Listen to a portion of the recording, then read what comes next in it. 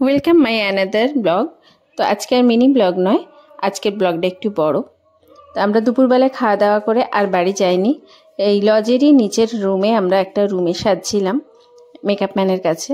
তো আমি জীবনে এই সেকেন্ড টাইম মেকআপ ম্যানের কাছে সাজলাম। প্রথমবার সেজে না আমার একটা এত বাজে অভিজ্ঞতা হয়েছিল যে দ্বিতীয়বার আমার আর সাজার ইচ্ছে ছিল না, কিন্তু আমার বোন এনশিওর করেছিল যে এবারে যে সাজাবে খুব ভালো সাজাবে, আর সত্যি তাই হয়েছে। তো আমরা ওপরের হলে চলে এসেছি।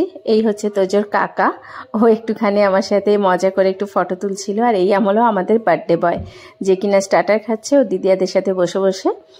তো আজকের যে অনেকটা রাত্রিও হয়ে গেছিলো, কারণ আমাদের সেজে আসতেই অনেকটা রাত্রি হয়ে গেছে। ওর সমস্ত ফ্রেন্ডসরাও চলে এসেছিলো, তাই আগে ওর কেকটা কাট করে নিচ্ছে এখানে, কেন এরপরে সবাই ডিনার সারবে, বাড়ি যাবে। দূর দূর থেকে অনেকেও এসেছিলো, তাই ওর ফ্রেন্ডসরা আসতেই ও কেকটা কাটিং করে নিচ্ছে। একটা কথা বলি যে এই পরিস্থিতিতে দাঁড়িয়ে অনেকেরই মনে হচ্ছে হয়তো এই ব্লগিং, ফেসবুক এগুলো খুব খারাপ লাগছে তাদের কাছে। তো আমার এই ফেসবুক থেকে কোনো আনো আসে না, সেইভাবে কোনো লাইকও পড়ে না। আমি আমার খুব শখে করি, ভাবি এগুলো স্মৃতি থাকবে, ফেসবুকে লোড থাকবে। হয়তো আমরা যখন বয়স হবো বা আমরা কেউ হারিয়ে যাব, তাদেরকে আমরা চলন্ত জীবন্ত দেখতে পাবো। এর জন্যই আমার এইটুকুনি ভিডিও করা। যাই হোক, আমরাও ডিনার করে নিচ্ছিলাম। আর এখন তো একটা অনুষ্ঠান ছাড়া সবার সাথে দেখা হয় না, সবাই খুব ব্যস্ত জীবনে। আমার এখানে পিসিরা এসেছিল, সবার সাথে দেখা হয়েছে, কথা বলছিলাম। এখন আর কারোর বাড়ি আলাদা করে যাওয়া হয় না, ওই জন্য ওকেশন হলে না একটা সবার সাথে দেখা হয়, এটাই এখন প্রধান আকর্ষণ।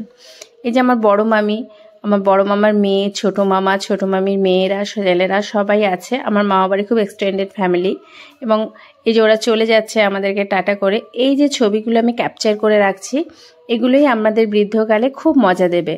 আমার ছোট ছোট বাচ্চারা যখন বড় হবে তখন ওরা নিজেদেরকে দেখবে আমরা ছোটবেলাটা এইভাবে কাটিয়েছি। যাই হোক, আমরা এখানে কিছু ফ্যামিলি ফটো তুলেছিলাম, সেগুলো দিলাম।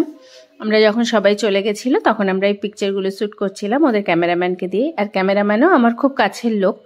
যাই হোক, তো শেষে যখন অনেকটা রাত্রি হয়ে গেছিলো, আমরা তো ওখানেই ছিলাম, কেননা প্রোগ্রাম শেষ করে তারপরেই আমরা বাড়ি ফিরতাম। তো কি করব, ওখানে সব ডেকোরেশনের লোকেরা সব খুলে নিচ্ছিল, আর আমাদের 3টে বাচ্চা দেখো কিভাবে খেলছে। এগুলোই কিন্তু ওদের জীবনে বড় হলে স্মৃতি হয়ে থাকবে। তো আজকের মতন টাটা।